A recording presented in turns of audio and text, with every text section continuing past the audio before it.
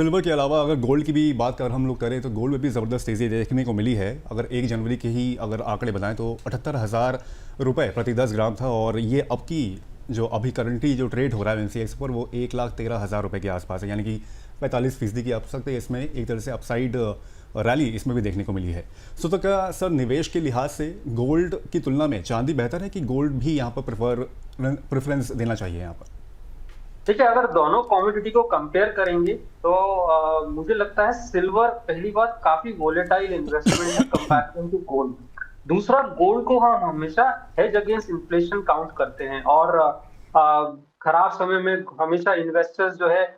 Gold की तरफ ज्यादा जाते हैं, कंज्यूम ज्यादा होता है। प्लस गोल्ड का जो कंजम्पशन है वो रिटेल या आम लोगों पे ज्यादा है कंपैरिजन टू सिल्वर। इसकी वजह से अगर मैं दोनों इंस्ट्रूमेंट को काउंट करूंगा और अगर निवेश के लिहाज से देखा जाए तो मे बी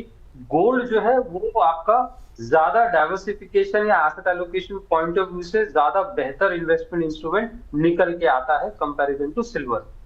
जी अच्छा सर, एक सवाल, क्योंकि हम सब जानते हैं जैसे आप इंडस्ट्रियल डिमांड की बात कर रहे हैं, चाहे आप यहाँ पे सोलर में सबसे बड़ा इनका योगदान होता है सोलर इंडस्ट्री में, इसके अलावा मेडिकल टूल्स की बात की जाए तो वहाँ पे एक अच्छी खासी हिस्सेदारी होती है, और भी बहुत सारे मेडिकेशंस में तमाम तरह की चीज़ों में सिल्वर का इस्तेमाल होता है। सर जिस तरीके से बहुत जगह पे देखा जाता है और यहाँ पे कहा जाता है कि भाई एक रिफ्लेक्शन आप ये भी देख सकते हैं यहाँ पर कि जिस तरीके से अर्थव्यवस्था रिएक्ट करेगी उस हिसाब से यहाँ पर भी असर पड़ता है। अगर मान लीजिए इंडस्ट्रियल ग्रोथ ही सर धीमी रहती है, यहाँ पर बहुत ज़्यादा कुछ ग्रोथ देखने को नहीं मिलती, और हमने देखा भी अभी कुछ पिछले 2 क्वार्टर से 3 क्वार्टर से दबाव दिख रहा है हमें बहुत सारी चीज़ों को लेकर, आपके हिसाब से तो ऐसे में चांदी में निवेश करना अगर, या फिर ईटीएफ की हम लोग स्पेसिफिकली बात करें तो क्या ये एक रिस्क होगा या फिर नहीं कि आप एक लॉन्ग टर्म के नजरिए से यहाँ पे निवेश कर सकते हो, क्योंकि है तो आखिरी में कमोडिटी सर और साइक्लिकल है साफ तौर पे?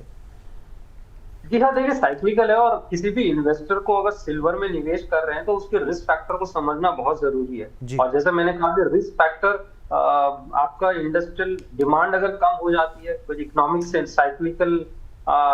इंस्ट्रूमेंट है, अगर डिमांड कम होती है उसकी वजह से जो है सिल्वर डाउनसाइड देख सकता है, प्लस ज्यादा ड्रैग हो सकता है downside comparison to gold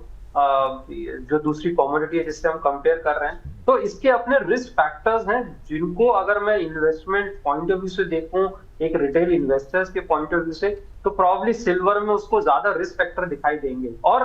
gold एक ऐसा एसेट क्लास है जो जैसा मैंने कहा एक हेज अगेंस्ट इन्फ्लेशन काउंट होता है और आपको लॉन्ग टर्म में भी जो है आप उसको होल्ड कर सकते हैं। लेकिन सिल्वर बहुत साइक्लिकल है, कुछ साइकिल ऐसी भी आ सकती है सिल्वर, जैसे मैंने कहा बहुत ज्यादा जो है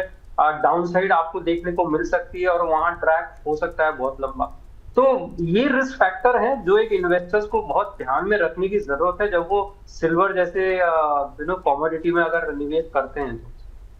कुछ फैक्टर्स हैं जिनको आपको ध्यान में रखने की बेहद ज़रूरत है अगर आप सिल्वर एज ए कमोडिटी पे अगर आप निवेश कर रहे हैं तो।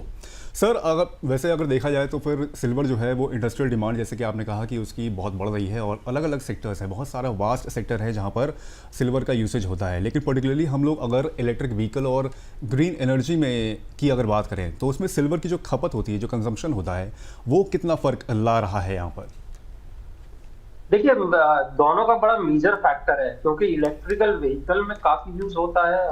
ग्रीन एनर्जी है, सोलर पैनल्स हैं, उसमें बहुत अच्छे से यूज होता है सिल्वर। और इस वक्त अगर आप देखें तो जो मेजर इन्वेस्टमेंट है, हम भारत की बात करते हैं तो भारत भी ईवी की तरफ जो है जाने के लिए कदम बढ़ा रहा है और उसकी तरफ हम पॉलिसीज को देख रहे हैं। वहीं पे सोलर पैनल की तरफ हम देख रहे हैं गवर्नमेंट की पॉलिसीज हो रही है। तो एक बड़ा इन्वेस्टमेंट इंडिया में नहीं ग्लोबली इन दो सेक्टर्स में आ रहा है और मुझे ऐसा लगता है इन दो का बड़ा मेजर रोल प्ले कर रहा है सिल्वर के अंदर जो हम एप्रिसिएशन देख रहे हैं। और अगर इन दोनों सेक्टर्स में अगर डिमांड हमें कम होती हुई दिखाई देगी तो फिर वो सिल्वर के प्राइसेस को बहुत इम्पैक्ट करेगा।